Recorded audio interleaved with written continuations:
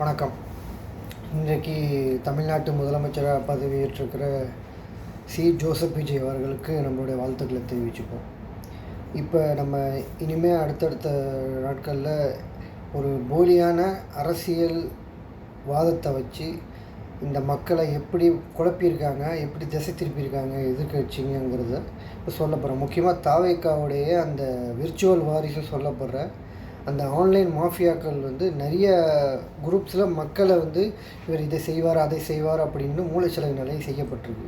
அது ஒவ்வொன்றா அடுத்தடுத்த இதில் நம்ம பார்க்க போகிறோம். இன்றைக்கு வாரிசு அரசியல் அப்படிங்கிற ஒரு முட்டாள்தனமான வாதத்தை எல்லா கட்சிகளும் வச்சு இத்தனை வருஷமாக, அதுவும் இந்தியாவில், குறிப்பாக தமிழ்நாட்டில், இந்தியாவில் இந்த மாதிரி இடங்களில் மட்டும்தான் இது பெருசாக வைக்கப்படுது. ஆனால் நீங்கள் மக்கள் எல்லாருக்கும் தெரியாத ஒரு விஷயம் என்னென்னா, அமெரிக்காவிலேயே அடுத்தடுத்து 2-3 குடும்பங்களை சேர்ந்த பிரசிடெண்ட்டாக வந்திருக்காங்க. President election நின்றுருக்காங்க.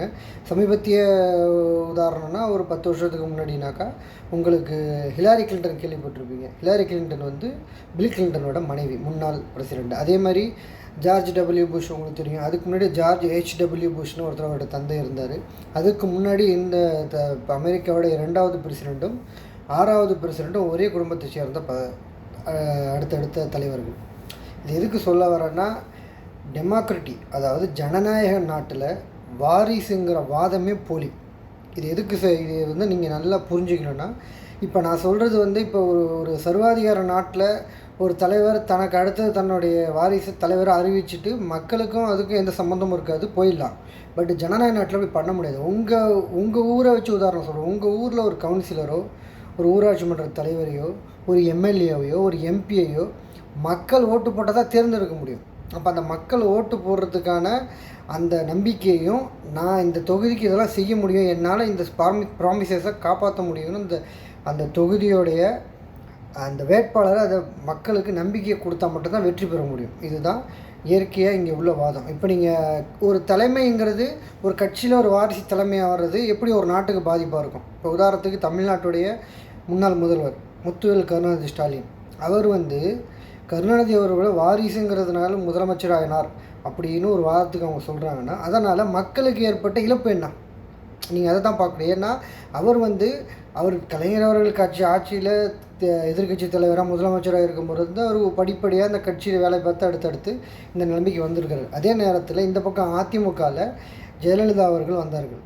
அதுக்கு முன்னாடி எம்ஜிஆர் இருந்தார். எம்ஜிஆரோடு சிறிது காலம் திரைத்துறையிலையும் அரசியலையும் பயணப்பட்டதுனால மக்கள்கிட்ட போய் 2 கட்சி பிளவு விட்டு போய் நிற்கும் போது மக்கள் ஜெயலலிதா அவர்களுடைய திறமையும் அவர்களுடைய அந்த ஆளுமை திறனும் மக்கள் உணர்ந்ததுனால தான் அவருக்கு அந்த கட்சி கைப்பற்ற முடிஞ்சிச்சு. அதுக்கப்புறம் அவர் ஆட்சிக்கு வந்தார். இது அவர் திறமையை சம்மந்தப்பட்டது. அதுவும் அவங்களுடைய வாரிசுன்னு மக்கள் ஏற்றுக்கொள்ளப்பட்டதுனால. அப்போ அங்கேயும் வாரிசு தான் இருக்குது. அது நீங்கள் நல்லா புரிஞ்சுக்கணும். கொள்கை வாரிசும் ஒரு குடும்பத்தில் வரும் வாரிசுனாக்கா எல்லாமே வாரிசு அடிப்படையில் தான் வரும்.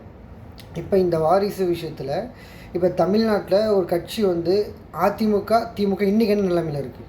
அதிமுகவில் எடப்பாடி பழனிசாமி அவர்கள் முதலமைச்சராக இருந்தும் எதிர்கட்சி தலைவராக இருந்தும் இன்னும் இப்போவும் அந்த கட்சியில் உடைய போகிறது, இவங்களுக்கு அதிருப்தி, அவங்களுக்கு அதிருப்தி, இந்த தலைவர் அந்த தலைவர் போர்க்கொடின்னு நீங்கள் நிறைய நியூஸஸ் பார்த்துருக்கீங்க. அதிமுக எத்தனை பங்கை உடஞ்சிச்சுங்கிறத பார்த்துருக்கீங்க. இது காரணம் என்னன்னா, சமகாலத்தில் அரசியலில் வந்த ஒரே தலைவர், அந்த தலைவர் சமகாலத்தில் இருக்கிற மற்றவர்கள் நானும் நீனும் அதிகாரத்துக்கும் அந்த தலைமைக்கு போட்டி போடும்போது தான் இந்த மாதிரி பிரிவுகள், இந்த மாதிரி பெரிய இழப்புகள் அந்தந்த கட்சிக்கு ஏற்படுறது.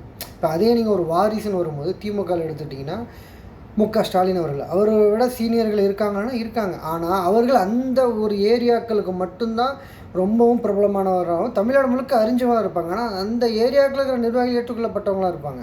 இப்போ ஸ்டாலின் அவர்கள் அப்படி கிடையாது. தமிழ்நாட்டில் சென்னையிலேருந்து கன்னியாகுமரி வரைக்கும் அனைத்து உறுப்பினர்களாலும் அனைத்து நிர்வாகிகளாலும் அறியப்பட்ட ஏற்றுக்கொள்ளப்பட்ட ஒரு தலைவர். இப்போ அதற்கு அடுத்தபடியாக அதே மாதிரி இந்த கட்சியோடைய உறுப்பினர்களையும் நிர்வாகிகளையும் ஒன்றிணைக்கிற ஒரு சக்தியாக தான் அந்த தலைமை இருக்கணும். அந்த தலைமை அவ்வளோ ஸ்ட்ராங்காக இருந்தால் மட்டும்தான் ஒரு கட்சி நீங்கள் ஆட்சிக்கு இல்லை எதிர்கட்சி இல்லை மக்களை நோக்கி சந்திக்கும் போது நீங்கள் மக்கள் பிரச்சனையை பார்க்கணுன்னா உங்கள் கட்சியில் பிரச்சனை இருக்கக்கூடாது. இப்போ இதே காங்கிரஸ் எடுத்துக்கிட்டிங்கன்னா, காங்கிரஸ்லேயும் இப்போ அந்த வாரிசு அரசியல் சொல்லப்பட்டாலும் ராகுல் காந்தி இவ்வளோ தோல்வியில் இருந்தாலும் அந்த ராகுல் காந்தியை ஒட்டுமொத்த இந்தியாவில் இருக்கிற அனைவர்களும் தலைவராக ஏற்றுக்கிறாங்க. ஏன்னா ஒரு மாநிலத்தில் ஒரு தலைவரை வச்சுக்கிட்டு இந்தியா முழுக்க அந்த தலைவரை வச்சு எல்லா இடத்துலையும் ஓட்டு கேட்க முடியாது. அதே தான் தமிழ்நாட்டிலையும். அப்போ இத்தனை வருஷமாக அவங்கக்கிட்ட வாரிசுங்கிறது அவங்க திட்டங்களை சொல்கிறதுக்கு பதிலாக நான் இதை செய்வேன், இந்த விஷயங்களை என்னால் செய்ய முடியும்னு உங்களை மடைமாற்றத்துக்காக தான் இந்த வாரிசுங்கிற போலியான ஒரு வாதத்தை அவங்க முன்னாடி வச்சிட்ருக்காங்க. இப்போ நான் உங்களை திருப்பி அதே ஞாபகப்படுத்துகிறேன். எந்த கட்சியும் இந்தியாவிலையும் சரி தமிழ்நாட்டிலையும் சரி வாரிசுகளுக்கு பதவி கொடுக்க மாட்டோம், வாரிசுகளுக்கு தேர்தலில் போட்டியிட சீட்டு கொடுக்க மாட்டோம் அப்படின்னு கட்சி பைலால் இருக்கா? யாராவது அறிவிச்சிருக்காங்களா? வாரிசை பற்றி பேசுகிற எந்த கட்சியிலையாவது அப்படி அறிவிக்க முடியும்னா முடியாது. அப்படி முடிவிச்சா அந்த கட்சி அதோட முடிஞ்சிடும். நீங்கள் உதாரணத்துக்கு எடுத்துங்க, ஒரு செட்டப் தலைவர்கள் இருக்காங்க, அவங்களுக்கு பிறகு அந்த கட்சியை வழிநடத்துறதுக்கு யார் வருவா? கட்சியோட வழிநடத்தலுக்குங்கிறது நம்பிக்கைக்குரிய தலைவர்கள் தான் வேணும். மக்களை எப்படி ஒரு வேட்பாளர் மக்களுக்கு நம்பிக்கை கொடுக்குறோ அதே மாதிரி ஒரு கட்சியோட நிர்வாகியும் கட்சிக்கு நம்பிக்கையாக இருக்கணும்.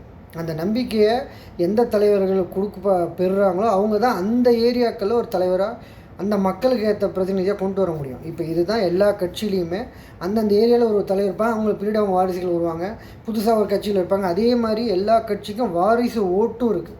இப்போ ஒரே கட்சி ஒரே குடும்பத்தில் ஒரே கட்சிக்கு அடுத்தடுத்து தந்தை மகன் பேரன்னு 3 பேரும் ஒரே நேரத்தில் வாக்கு செலுத்துவாங்க ஒரே கட்சிக்கு. அப்போ அது வாரிசு ஓட்டு இல்லையா? அப்போ வாரிசுங்கிறது ஒரு முட்டாள்தனமான ஒரு வாதம்.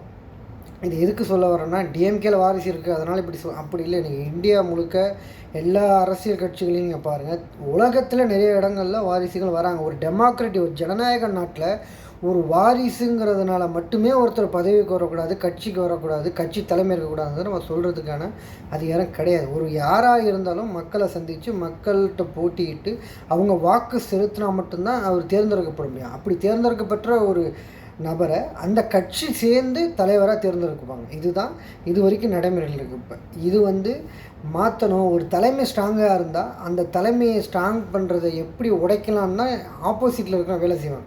அப்படி திமுக தலைமை ஸ்ட்ராங்காக இருக்கிறத உடைக்கணுங்கிறதுக்காக மட்டுமே செய்யப்பட்ட ஒரு போலியான வாதம் தான் இந்த வாரிசு.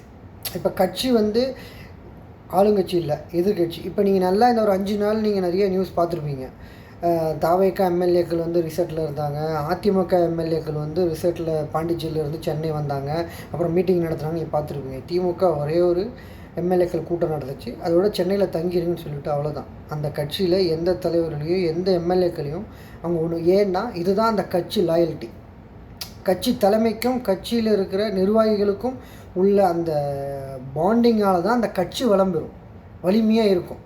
இதை நீங்கள் இப்போ நான் சொன்னதை நீங்கள் கண்ணால் பார்த்துக்கிட்டு இருக்கீங்க இந்த 5 நாளாக. இப்போ இந்த வாரிசுக்கான விஷயத்த நான் உங்களுக்கு தெளிவாக சொல்லிட்டேன். இதுக்கப்புறம் அவங்க சொன்னப்பட்ட திட்டங்கள், அந்த திட்டங்களில் எத்தனை விஷயங்கள் போலியாக உங்களை ஏமாற்றிருக்காங்கங்கிறதையும் இனிமேல் அடுத்தடுத்த விஷயங்களில் நம்ம பார்க்க போகிறோம். வணக்கம்.